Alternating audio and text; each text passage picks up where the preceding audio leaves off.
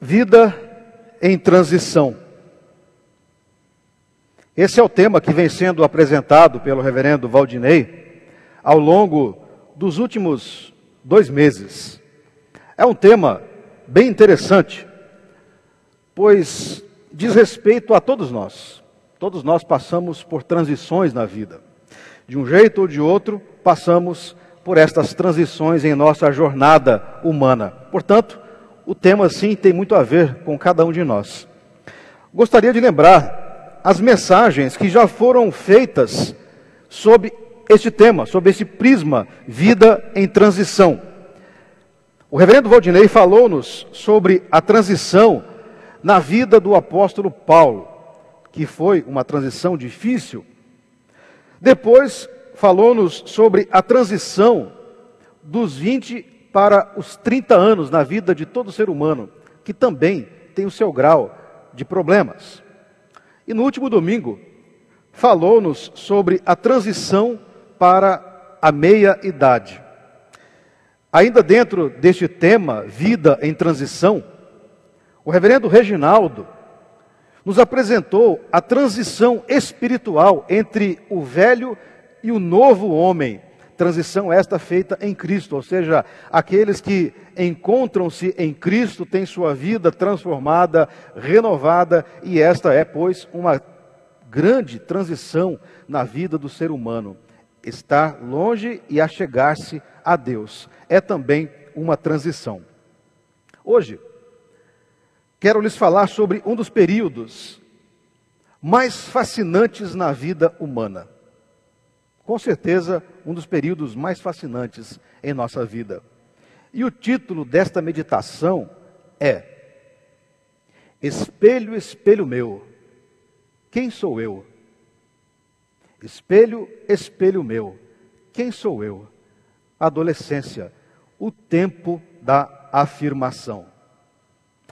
E gostaria que você me acompanhasse nesta belíssima viagem, talvez a fase mais empolgante, fascinante, mas também mais conflitante fase da vida humana, com certeza. E o conflito, na verdade, começou dentro de mim, em relação à abordagem desse tema. Falo aos adolescentes ou falo sobre os adolescentes? Como pai que sou, e tio de adolescente, amigo de pais que possuem adolescentes, resolvi trilhar o segundo caminho, a segunda opção, falar sobre adolescentes. Pois, como veremos, um convívio saudável e que inspire o crescimento mútuo entre nós e os adolescentes deve partir daqueles que convivem com eles. Portanto, depende muito de nós convivermos amigável e afetivamente com os nossos adolescentes. Sejam eles os nossos filhos, sejam eles os nossos sobrinhos, ou sejam eles parentes distantes, ou mesmo adolescentes, filhos de amigos nossos. Porque de um jeito ou de outro, nós convivemos com os adolescentes. A adolescência, como a vemos e a entendemos hoje, no século XXI, é uma novidade na história da humanidade. A palavra foi usada pela primeira vez num artigo da revista Reader's Digest em 1941. Nesse pequeno livreto das seleções. Ao longo desses 70 anos, desde que então esta noção e mesmo a palavra adolescência entrou em nossa vida, esta fase tem sido muito mal compreendida. E nada mais aborrecedor do que a expressão aborrecentes para referir-se aos nossos filhos. Isto é, de fato, aborrecedor. Reflete, na verdade, que as pessoas não entendem esta fase. Quem pensa a adolescência como um período da aborrecência, não entende a adolescência, não consegue conviver com a adolescência. Não é bom referirmos a eles, aos nossos filhos e aos filhos de nossos parentes e aos filhos de nossos amigos com idade entre 12 e 18 anos desta maneira. Não é. Porque esta fase não é assim. Ao contrário do que parece, uma vez que são normalmente falantes e alegres, adolescentes vivem um grande dilema, um terrível dilema: descobrir quem são. Este é o grande dilema da fase da adolescência: descobrir quem se é, quem são. Talvez isso explique o fato de eles olharem tanto para o espelho. Eu tenho uma filha de próximo aos 14 anos e bem sei o que é isso. Então, a questão é que é um processo natural da vida humana em que o indivíduo está deixando temporalmente a infância e precisa afirmar o que será nesta nova fase da vida. E esta não é uma tarefa fácil, descobrir quem é, o que se é, para então afirmar-se como tal. Ao contrário, esta fase, este processo, é extremamente doloroso, difícil. E por esta razão é que os adolescentes possuem uma série de atitudes, justamente por conta deste conflito que eles vivem em descobrir quem são. E para descobrir quem são, os adolescentes, em primeiro lugar, afirmam-se, precisam afirmar-se diante de todos pela oposição. É assim que eles se afirmam, pela oposição. No texto que nós acabamos de ler, nós temos Jesus com 12 anos. Para os nossos moldes, entrando na adolescência. Para os moldes do tempo bíblico, já em plena adolescência, talvez até saindo dela. Segundo o texto que acabamos de ler, sua família vai a Jerusalém para a festa da Páscoa, uma importante festa na vida de Israel. E ao término desta festa, José e Maria, seus pais, vão embora, vão para a sua cidade, retornam para o seu lar. E no caminho, achando que Jesus estava com outros peregrinos, ficam tranquilos. Ficam tranquilos e só depois de um dia de viagem é que perceberam que havia algo errado. O adolescente Jesus não estava entre os outros peregrinos. Não estava entre eles. Diz o texto que eles retornam a Jerusalém. O texto não nos oferece muitas pistas. Mas a cena nos leva a pensar numa desobediência aos pais, no mínimo. Ou então falta de comunicação por parte do adolescente Jesus. Ele poderia ter muito bem explicado aos pais: olha, eu vou ficar um tempo a mais aqui em Jerusalém. Mas os pais não sabiam. E quem é pai sabe do terror que se abate na alma quando você percebe que um filho está perdido, que você perdeu um filho. Quem já teve essa experiência de perder um filho no mercado, sabe o que vai na alma, sabe o que vai no coração. Quando você olha e o menino sumiu, e o meu tinha a mania de se esconder entre as roupas de uma loja. Que coisa linda. Pois bem, foi esse sentimento que tiveram José e Maria, ao olhar em redor e não ver Jesus. No mínimo, falta de comunicação, ou até, quem sabe, uma desobediência aos pais por parte do adolescente Jesus. Estes desajustes são perfeitamente normais em adolescentes, chegando ao extremo, muitas vezes, da oposição. Adolescentes opõem-se para afirmar-se, opõem-se às decisões dos pais, opõem-se às ideias dos pais, opõem-se aos conceitos dos pais, opõem-se à forma de vida dos pais. Porque para afirmarem-se enquanto indivíduos, precisam se opor. É uma estratégia até inconsciente da adolescência. Como não possuem ainda a sua formação completa, necessitam da aprovação dos seus pares, que são os outros adolescentes. Nós, pais, nunca somos os pares dos adolescentes. Nesta fase, eles nunca querem ficar junto a nós. Eles sempre querem ficar em grupos. São seus pares. Isso explica a facilidade com que convivem em grupo e, na verdade, necessitam da aceitação por parte do grupo. Por esta razão, vestem-se como o grupo, falam como o grupo e agem como o grupo. Primeiro, porque ainda não possuem a formação de sua própria identidade. Está em formação. E segundo, porque assumem como sua a identidade do grupo, opondo-se a tudo e a todos que não pensam e agem como o grupo. E assim, encontram-se num círculo vicioso do grupo. Lembro-me de, recentemente, ter conversado com um amigo, pai de um adolescente.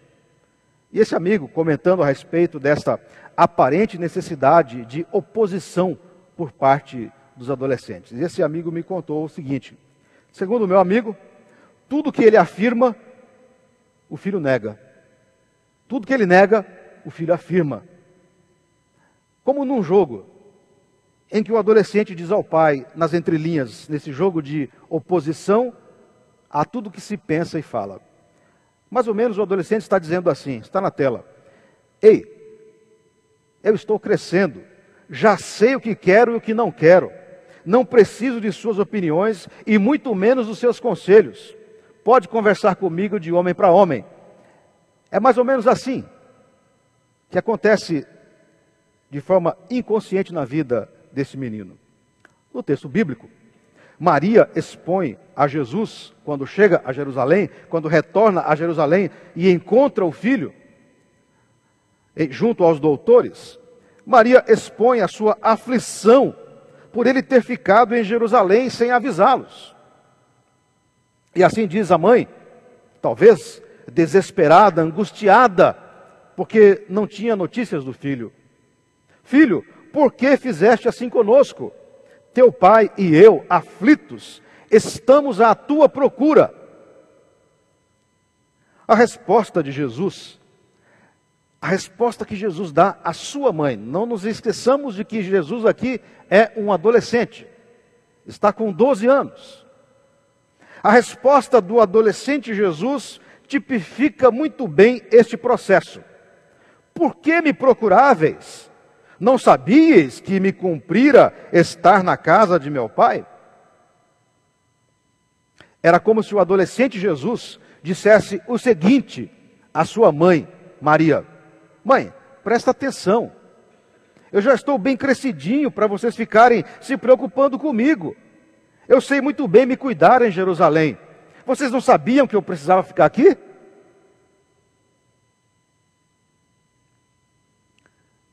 Um pastor americano chamado, e escritor muito conhecido, chamado Eugene Peterson, em seu livro Crescendo com seu Filho Adolescente, ilustra-nos de forma muito bela e elucidativa esta fase da vida humana. Diz assim o Eugene: o processo não é tranquilo da adolescência. Há hesitações e surpresas. Alterna de forma misteriosa avanços em passo firme e momentos de depressão e mau humor. Costumam exercitar sua definição pessoal, demonstrando o que não são. Por exemplo, não são o que seus pais dizem que eles são. Demonstram isso no corte de cabelo e nas roupas que usam, diferentes dos que os pais escolheriam para eles. Algumas vezes, a autoafirmação se torna veemente: vou vestir a roupa que eu quiser. Em outras palavras, não a que você quer que eu use. Eu estou agora com o meu próprio gosto. Eu tenho agora as minhas próprias vontades e vou colocá-las em prática. Adolescentes nesta fase, para descobrirem quem são, para afirmar o que são, opõem-se. Esta é uma tática. Afirmam-se pela oposição. Mas há uma outra forma ainda de os adolescentes se afirmarem.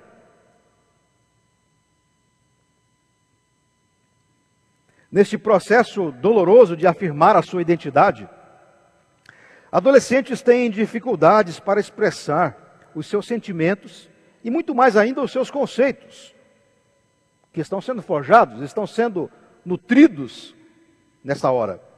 Neste processo, por não terem a compreensão exata do que se passa consigo mesmos, acabam por acusar os outros por suas dificuldades. E assim, sempre sobra para os pais: vocês não me entendem. Vocês não me entendem é a frase mais utilizada. Para afirmarem-se, usam da acusação. De fato, é muito comum os adolescentes não serem compreendidos. É verdade. A não compreensão pode ser até deles mesmos, em relação aos seus próprios sentimentos, tão difusos que são nesta fase. Esta impressão de que nunca são compreendidos é um dos grandes dilemas da adolescência, de não serem compreendidos. Isso possibilitou a criação de uma teoria de que há um conflito de gerações. Jovens, adolescentes não conseguem entender os adultos, que por sua vez não possuem a mínima condição de entender e compreender os adolescentes. Porém, queridos irmãos e irmãs, esta teoria não pode ser aceita como verdadeira. Não pode. Nós podemos fugir a isso. Nós podemos ir a outro caminho, a outros caminhos além desta teoria, e pelo contrário, podemos sim compreender e devemos sim compreender os nossos adolescentes. Voltemos ao adolescente Jesus, lá no templo de Jerusalém. A resposta que Jesus dera à sua mãe revelara ainda um tom de acusação também. Na versão A Mensagem da Bíblia, temos o seguinte, na resposta de Jesus: por que vocês estão procurando por mim? Não sabiam que eu tinha de estar aqui, tratando de assuntos do meu pai? O fato é esclarecido logo no versículo seguinte, diz o texto: mas eles, os pais, não tinham ideia do que o menino dizia. Então os pais não sabiam de fato que o menino precisava estar no templo, mas o filho os acusa de tal. Vocês não sabiam disso? Talvez o adolescente Jesus estivesse acusando os pais. Vocês não me entendem. Vocês não entendem que eu preciso ficar aqui? Vocês não estão compreendendo o que está acontecendo? Vocês não me entendem. Não percebem que eu preciso estar aqui? A adolescência é, por natureza, o tempo da insegurança também. Notem que é uma fase muito difícil de todos nós. Nós já passamos por isso. Talvez não nos lembremos, mas nós já passamos por essa fase. Insegurança a respeito do que se pensa, insegurança a respeito da sua aceitação no grupo, e isso é fundamental e primordial para o adolescente, ser aceito entre os amigos, entre a patota, entre o grupo. Insegurança a respeito das mudanças hormonais que estão acontecendo. É uma grande insegurança. E se por um infortúnio a família deste adolescente não estiver estruturada, haverá no coração dele insegurança a respeito da própria família. Esta ebulição de insegurança na vida de um adolescente tem como resultado imediato a necessidade urgente de confiar em alguém e a necessidade premente de que confiem nele também. Por esta razão estão sempre acusando: vocês não confiam em mim, vocês não me entendem. No versículo 52 do texto que acabamos de ler, temos a seguinte informação: e crescia Jesus em sabedoria, estatura e graça diante de Deus e dos homens. Portanto, o crescimento do adolescente Jesus era visível a todos. Todos percebiam que ele estava em franco crescimento, crescimento em estatura, crescimento em compreensão, crescimento da sua fé. E diz o texto de forma poética: crescia Jesus em sabedoria, estatura e graça diante de Deus e dos homens.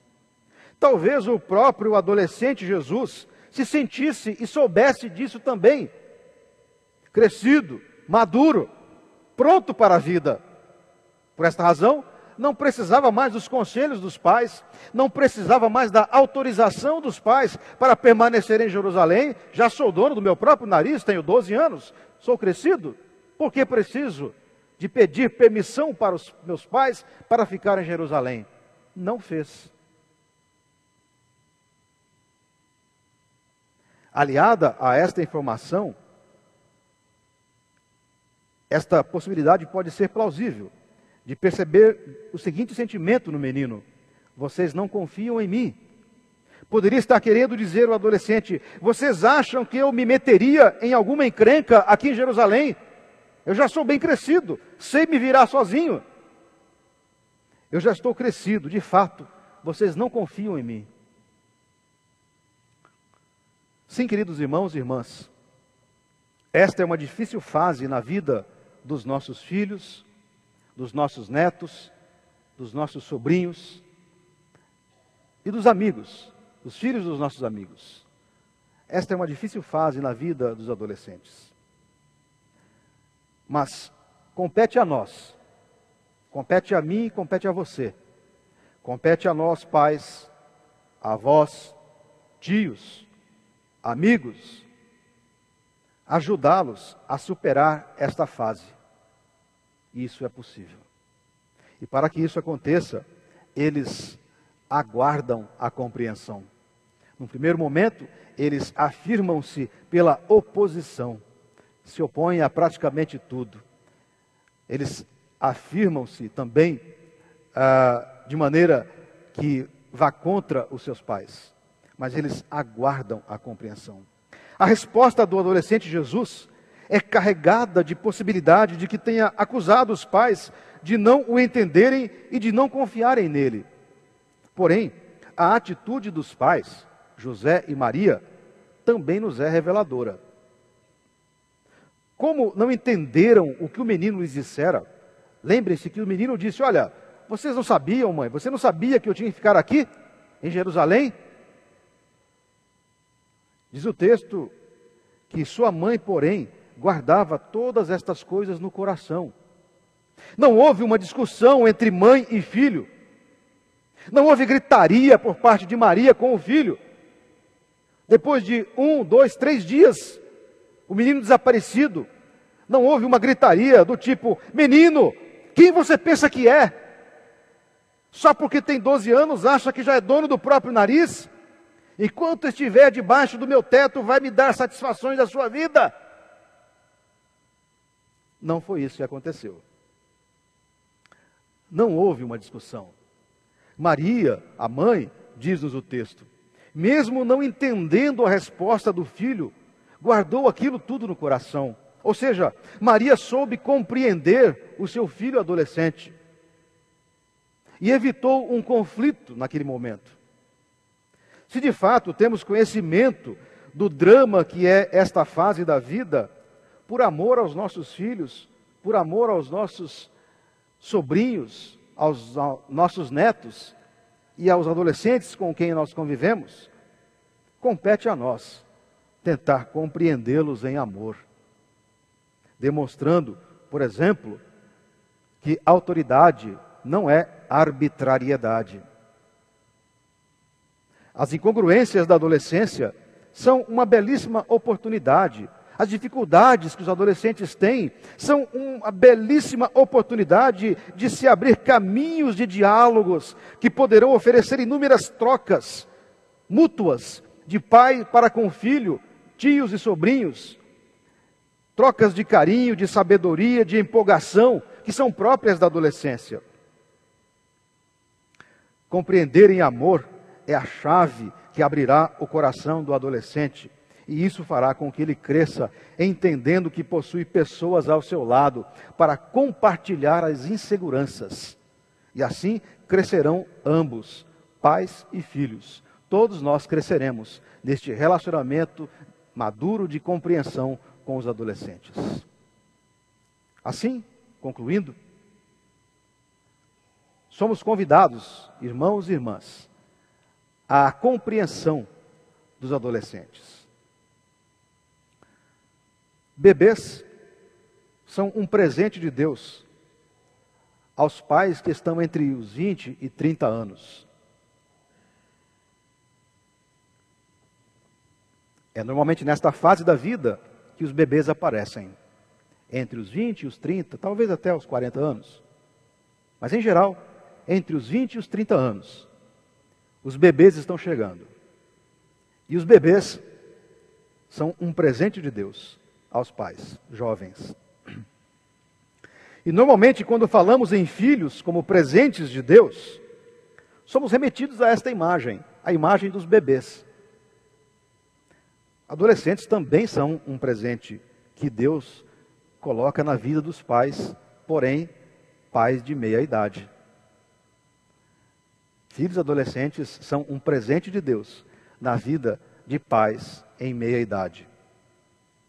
Eles nascem, os adolescentes, eles nascem quando estamos entre os 30 e os 50 anos. Momento da vida em que muitos de nós está iniciando um período de estagnação e quem sabe até desilusão.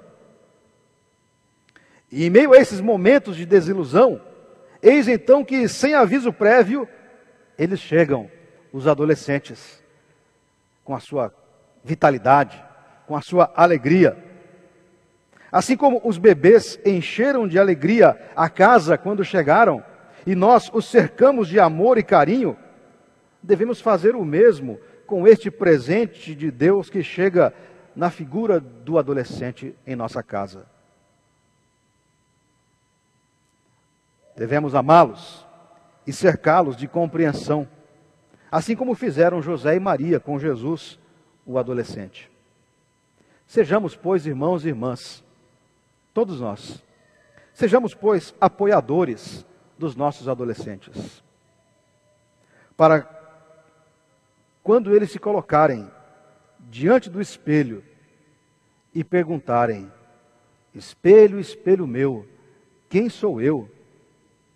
Ajudados por nós em nossa compreensão, possam eles responder diante do espelho: espelho, espelho meu, quem sou eu? Possam eles responder: sou uma pessoa amada e compreendida em processo de crescimento. Que seja assim, pois, o nosso relacionamento com os nossos adolescentes. Saibamos compreender esta fase difícil, porém tão linda da vida humana. Compreendamos, pois, os nossos adolescentes e ajudemos-los a passar por esta fase, por esta transição que eles estão passando. A Deus, pois, toda a glória.